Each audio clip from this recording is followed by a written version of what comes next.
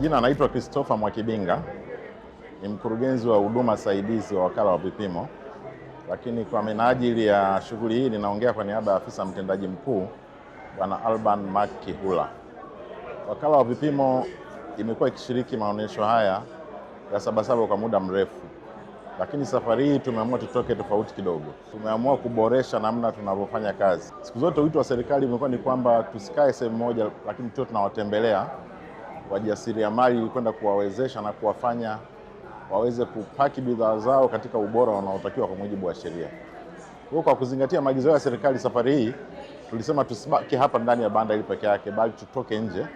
Na kama mnavyofahamu, ndani ya maonyesho haya kuna vikundi mbalimbali vya wajasiriamali ambapo vipo kwenye banda la SIDO, banda la Chemba ya Wanawake Tanzania.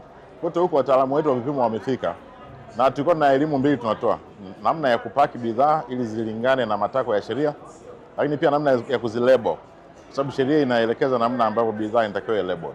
Kitu kimoja ambacho tumekiona ni kwamba kwanza wana uelewa mkubwa wa sheria ya vipimo, isipokuwa mahali hapa na pale walikuwa wengine wanashindwa jinsi ya kupaki na jinsi ya kulebo. Kwa hiyo kwa kutumia wataalamu wetu ambao wamebobea katika masuala hayo, tuweza kutoa elimu ya vipimo, namna ya kulebo na namna ya kupaki bidhaa, au namna ya kupaki kwanza kisha namna ya kulebo. Tulichokiona, mwitikio umekuwa mzuri. Wajasiriamali wengi wanaonekana wanaielewa sheria na wanaifahamu wakala wa vipimo na wanapenda huduma zao na wanapenda tuendelee kuwasogelea na kuwapatia elimu.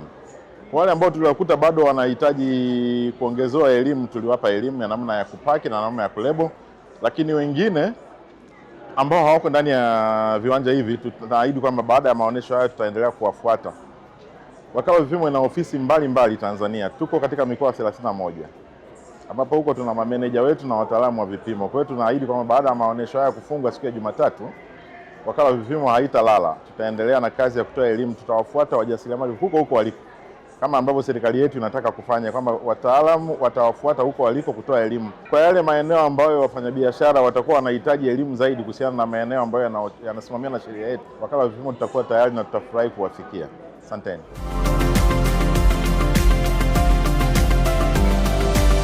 Kwa majina naitwa Daniel Samueli.